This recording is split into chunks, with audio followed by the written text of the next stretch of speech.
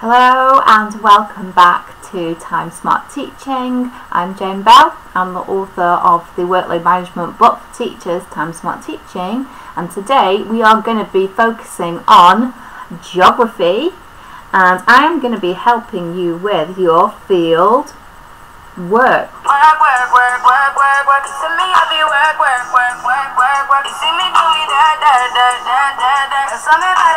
Thank you to Rihanna. And field work is the theme of the day. So this video is just for geographers, okay? So if you are not teaching geography in any way, shape or form, please move over and check out some of the other amazing videos that we've got going. So why field work? Okay, so I did a little bit of online feedback a few weeks ago. Feels like a few weeks ago, might have been longer.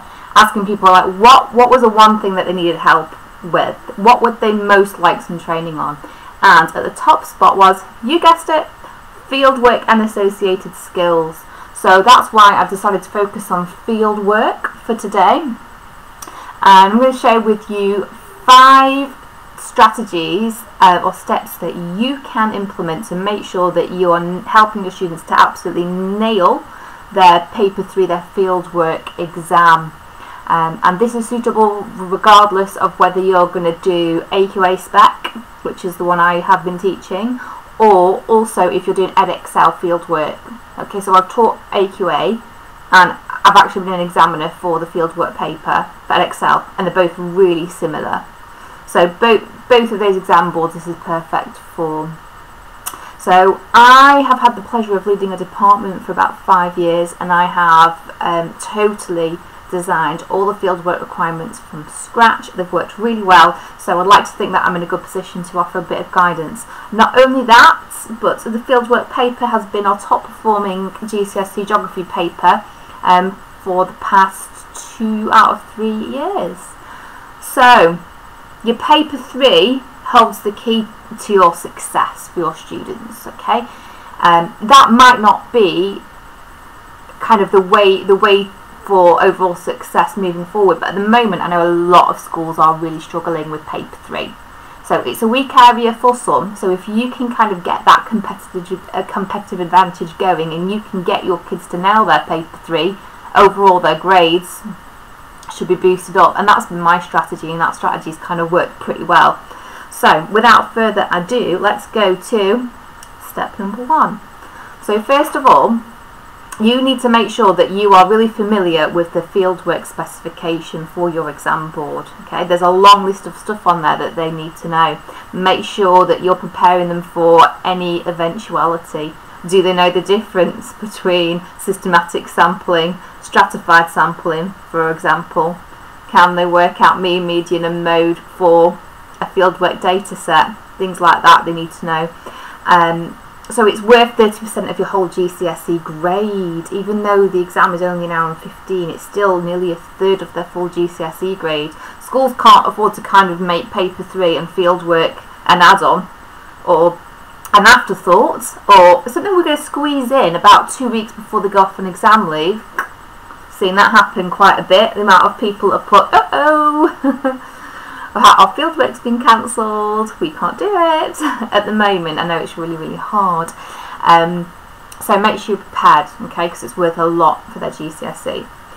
Secondly, I want to talk about your assessment objectives. So in the AQA specification, it's very clear on assessment objective 3 and AO4 where fieldwork fits into that. So I'm just going to read these out, okay? So it says AO3, they've got to be able to interpret, analyse and evaluate geographical information, okay?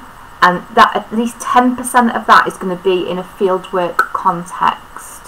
So you've got to be preparing your students to do those 3 things, not just for the fieldwork they have carried out, but also unfamiliar coursework, fieldwork situations as well, which is why you've got to kind of introduce them to a broad range of fieldwork scenarios and not just count on the 2 that you've done with them.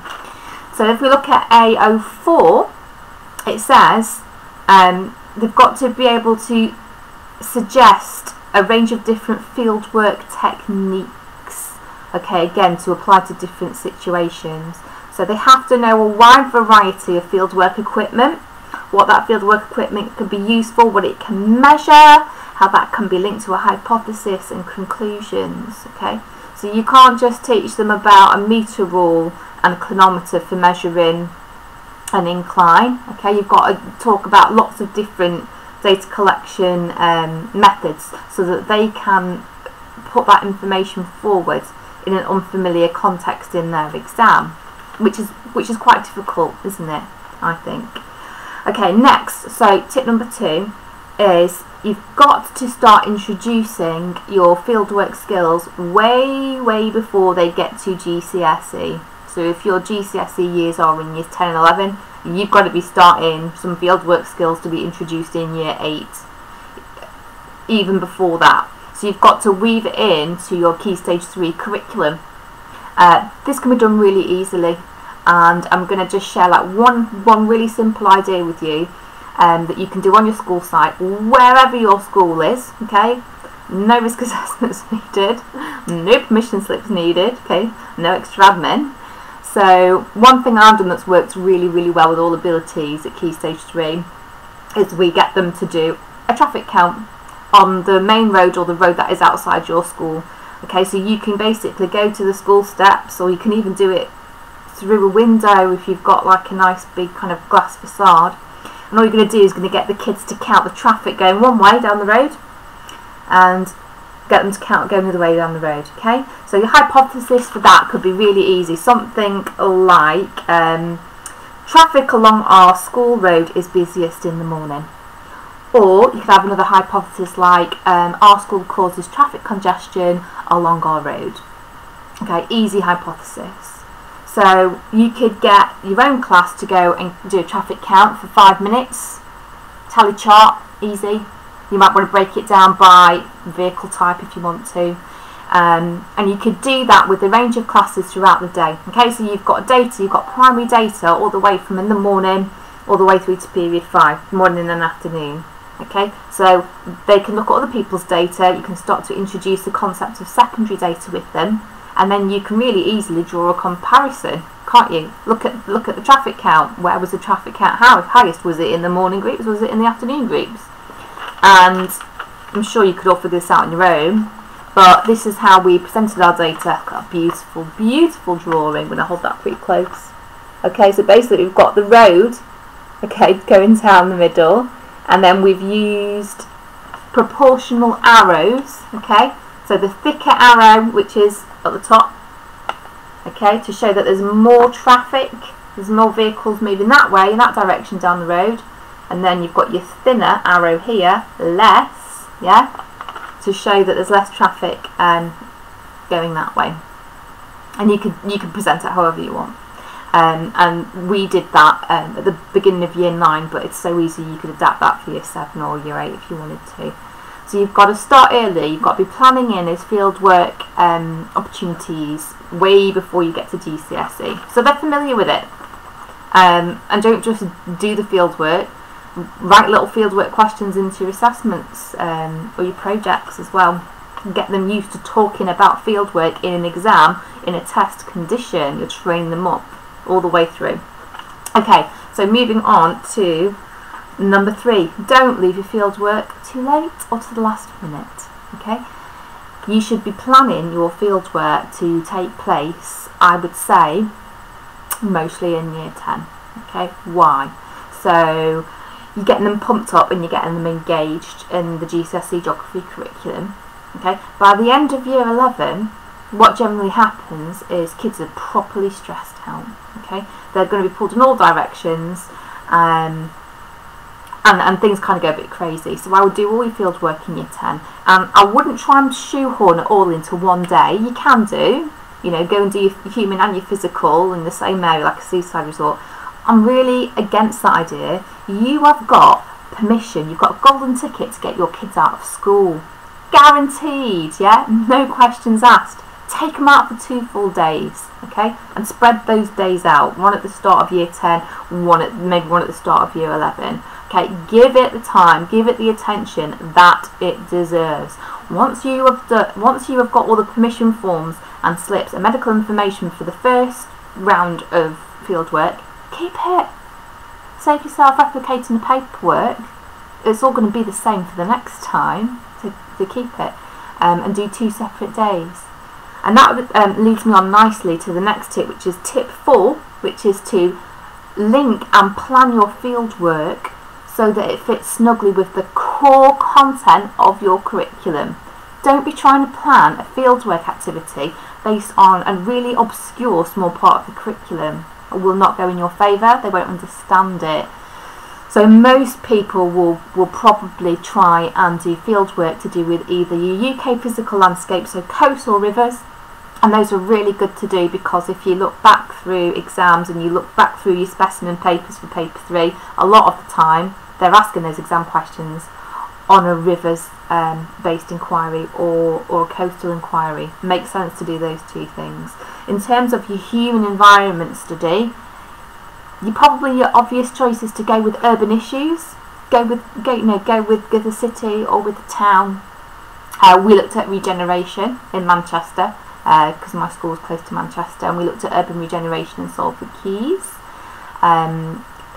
There is a lot of information on my test site about those 2 particular field works that we did. I'm not going to go into detail with them there, but they worked really well, and they really helped their understanding on coastal processes. So we looked at longshore drift, which is usually one of those things that's a bit of a puzzle for people to understand, and so actually getting them to studying it really helped them to understand what was going on. Okay, and then lastly, you have to train your students to make these synaptic links. Okay, so links between knowledge across the whole of the geography curriculum. Okay, the kids will if you don't teach them, they'll just think, right, fieldwork knowledge is only for paper 3. I only talk about my fieldwork in paper 3. You have to train them into talking about their fieldwork in paper 1 for the human fieldwork, and train them to talk about it in paper 2. And if you have linked your fieldwork closely to your core content, then that should be easy. Okay, so I've been brainwashing the kids into talking about urban regeneration and your urban regeneration fieldwork in your human paper. Any question that asks you about urban regeneration, you talk about your fieldwork, okay, and you practice going through modelling how they would actually write about their fieldwork for an exam question. Talk them through it. They've got to be really encouraged to make those synaptic links so that they are bringing their knowledge from their fieldwork, okay, across from paper 3, and they're bringing it into paper 1 and 2 as well. That is so crucial, okay. So those are my 5 key ways in which you can help nail your paper 3 exam. Don't leave it to the last minute. Make sure you are weaving lots and lots of fieldwork related exam questions into your assessments regularly, and also definitely heavily involve them in the mock exam. Okay, if you've been just doing a mock exam on theory and content from paper 1 and 2 and you've not been doing anything on there about fieldwork, you're missing a trick. Okay, kids need to have that experience of answering those questions in an exam situation. Don't let the first time they have a go at those be in the summer exam, because they'll really struggle. So I hope you found that useful. I'm going to post some links to some really good free resources that I've got on my test site, which are linked to understanding fieldwork.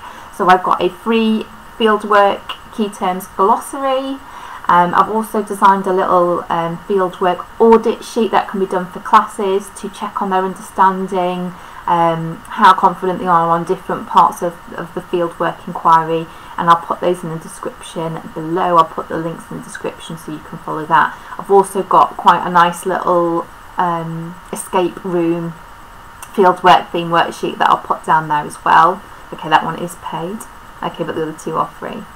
So I hope that's given you some food for thought. Maybe if you've got a little bit of spare time as a department, or if you've got like a webinar, departmental meeting kind of scheduled in a lockdown situation, maybe take time to look at this video, discuss, you know, could you improve your fieldwork for next year? How could you implement some of the things that I've been talking about to make sure that they're really well prepared for that fieldwork exam? So I know this has been a bit longer than normal, but I think this had to have a lot more detail behind it. Please share it, like it and share it to any of the geography departments you know, any of the geography teachers you know. And if you want more content like this, information to help you plan your teaching, save you guys some time and promote pupil progress, don't forget to subscribe to the channel. I try and post at least once a week on the dot. Thanks guys, take care out there and stay safe.